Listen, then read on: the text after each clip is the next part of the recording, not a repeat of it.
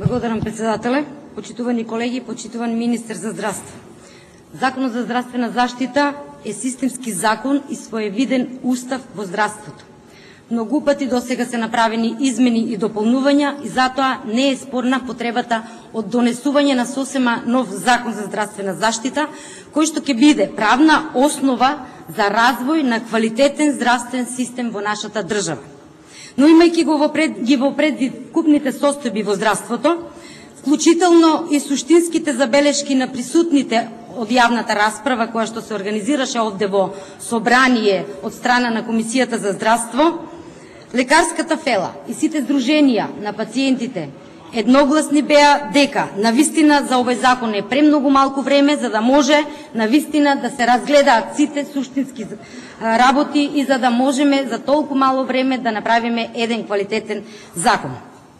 Затоа ве молам да го прифатите барањето од страна на опозицијата и на сите стручни во оваа работа, за да можеме да организираме една јавна дискусија која што ќе се даде дополнително време за прифаќање на сите забелешки во насока на донесување на еден квалитетен закон за доброто на сите граѓани во нашата држава.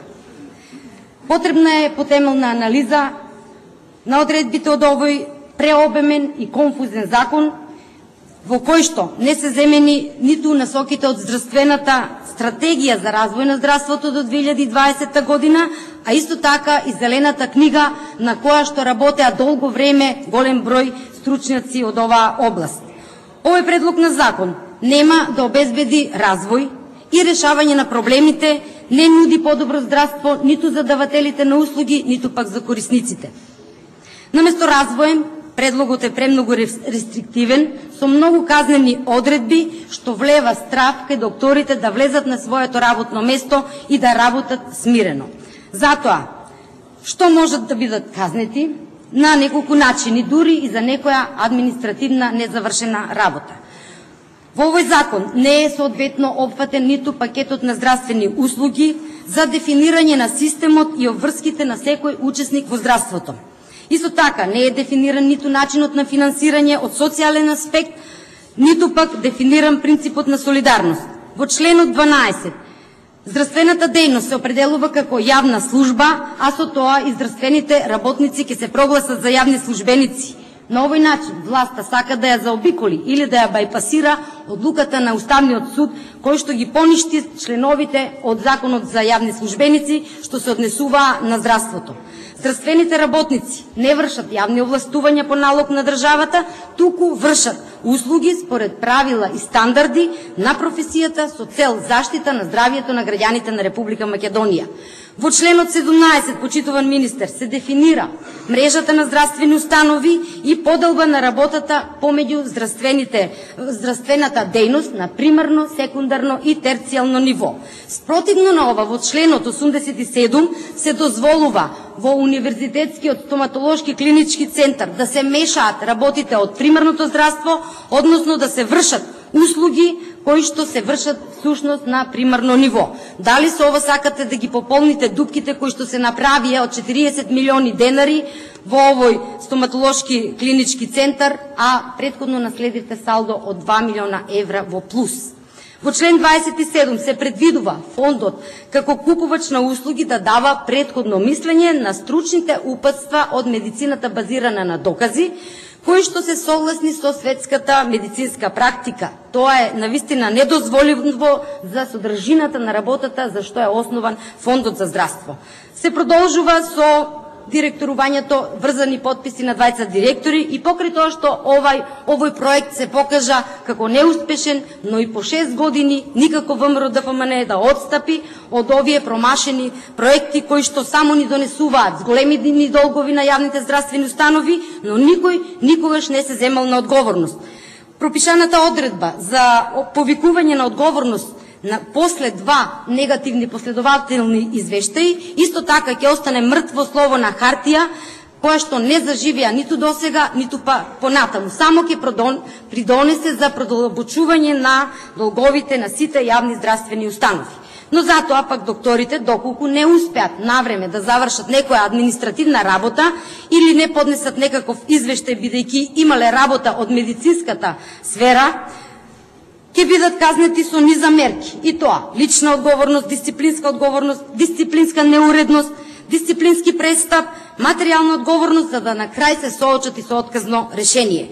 Доколку пак имате нормален учинок во работењето, според членот 219 ќе добиете само 70% од платата, толку ви се гарантира, и онака од малата плата, но другите 30% ќе ги добие некој ваш колега по слободно видување на одговорното лице, односно на директорот, и тоа ќе биде како награда за успешната работа на некој, но со однапред недобро пропишани критериуми. Доколку не можете ова да го издржите и сакате да ја напуштите јавната установа, и сакате понатаму да формирате своја собствена, приватна, со приватни средства, нема да може да добиете дозвола за работа, бидејќи во членот 62 од овој предлог на закон се пропишува доколку се напуштањето на одреден здравствен кадар од една јавна здравствена установа го наруши вршењето на здравствената дејност од каде што произлегува, нема да добие сигурно виза и нема да добие дозвола за работа. Затоа 75%, почитуван министер, ве молам да ме следите, а не да си ги читате пораките. 75% од лекарите не се задоволни од реформите што ги спроведува владата на ВМРО-ДПМНЕ, 57% од нив размислуваат да заминат во странство, а дури 11,6% од нив размислуваат да ја променат професијата. Ова се поразителни податоци од анализата која што ја направи еден ваш поранешен заменик министер за здравство. Тоа е господинот Владимир Лазаревски, кој што и самиот учествувал во овие реформи и сега вели дека навистина ова се поразителни резултати од сите реформски зафати на 6-годишното владење на оваа влада. Од овој предлог на закон вознемирени се матичните лекари, кои што како концесионери ќе им престане важноста на договорите, а досега беа со неограничено траење под закуп, значи без ограничување. И сега тие ќе мораат да склучат нови договори, бидејќи се донесе новиот закон за концесии и јавно партнерство. Кога зборувавме за овој закон, од представниците на владата беше кажано дека ова нема да се однесува на овие матични лекари и концесионери од областа на медицината и стоматологијата, а сега гледаме дека навистина ова се однесувало и за нив. Дека овој закон е контрадикторен и конфузен. Еве ќе ви го кажам овој пример. Приносење, значи, на закон, пример од член 231 став 1, кој што укажува дека првенство на добивање на концесија во случај на иста прифатлива најповолна понуда ќе имаат кандидатите кои што се јавиле како закупци на делови на здравствениот дом, што значи дека приватните здравствени установи, основани врз основа на закуп на простор и опрема од јавните здравствени установи, не добиваат статус на концесионери по сила на овој закон. Оваа одредба е контрадикторна со членот 316 став 2, според кој овие концесионери стануваат по сила на закон, продолжуваат и понатаму да бидат концесионери. Тоа е контрадикторноста како еден пример од овој закон. Понатаму, како може, почитуван министер, член на Комисија за квалитет, за следење и унапредување на здравствената заштита во болниците да биде со средно образование? Тој ли ќе ги контролира докторите, специјалисти, професорите и така натаму? Во член 73 се утврдени здравствените области, кои што најмалку треба да се вршат, за да може да се основа еден здравствен дом. Се поставува прашањето, што ќе се случи со здравствениот дом во Свети Николе? Што ќе се случи со здравствениот дом во Кратово, Пробишти, Крива Паланка, Пехчево, Македонска Каменица, во Ростуше, Вевчани, Крушево, Ресен, Демир Хисар, Македонски Брод, Неготино, Валантаво и така натаму? Овие здравствени домови, според стандардите, не ќе можат да имаат посебно организирана служба на итна медицинска помош.